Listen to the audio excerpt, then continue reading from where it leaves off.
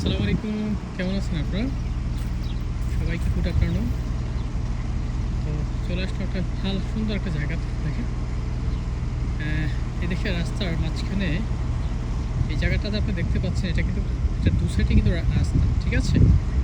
এটার দুপাশেই রাস্তা, আর রাস্তার মাঝখানে যে জায়গাটা ছিল সেটাতে কিন্তু সুন্দর একটা বাগান করছে। দেখেন কত সুন্দর বাগান, দেখছেন?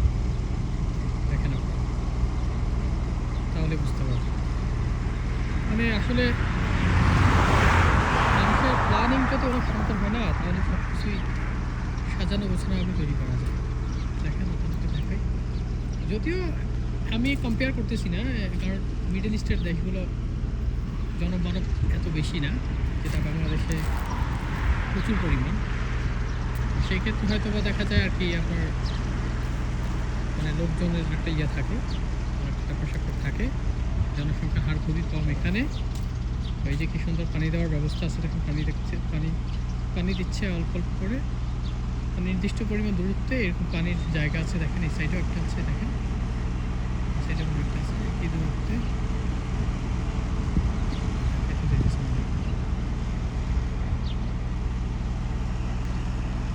দেখাইতে যাচ্ছে, দেখাচ্ছে, এই যে দেখছেন।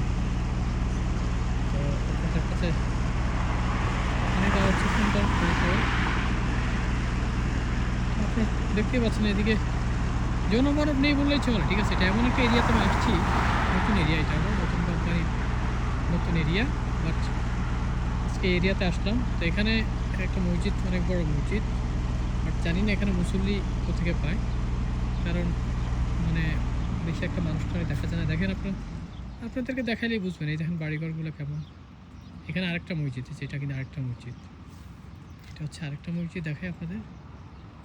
এটা হচ্ছে আরেকটা মসজিদ, এই পাশে একটা মসজিদ, এই পাশে একটা মসজিদ, কত কাছে মসজিদ হচ্ছে। দেখেন মরুভূমি, দেখছেন? মরুভূমি আর মরুভূমি, এই হচ্ছে অবস্থা, দেখেন।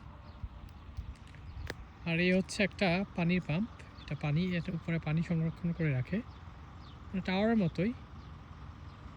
তো এই আর কি অবস্থা আর কি, দেখেন আপনারা দেখলেই বুঝতে পারবেন। এটা হচ্ছে একটা শহর, ছোট একটা, মানে আমাদের দেশের মানে গ্রামের মতো, মানে এই দেশের গ্রাম তো বাংলাদেশের শহরের মতো আর কি, মোটামুটি ভালোই বড়, একবারে ছোট না।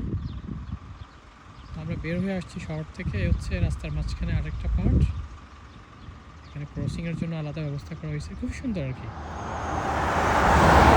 আপনাদেরকে একটু ভিডিও করে দেখাই, আপনার হয়তো ভালো লাগতে পারে। আমার এই ভিডিওটা করার উদ্দেশ্য হচ্ছে, এই দেশে এত জায়গা, বাট এরা মানে অপচয় করে না, মানে রাস্তার সাইড।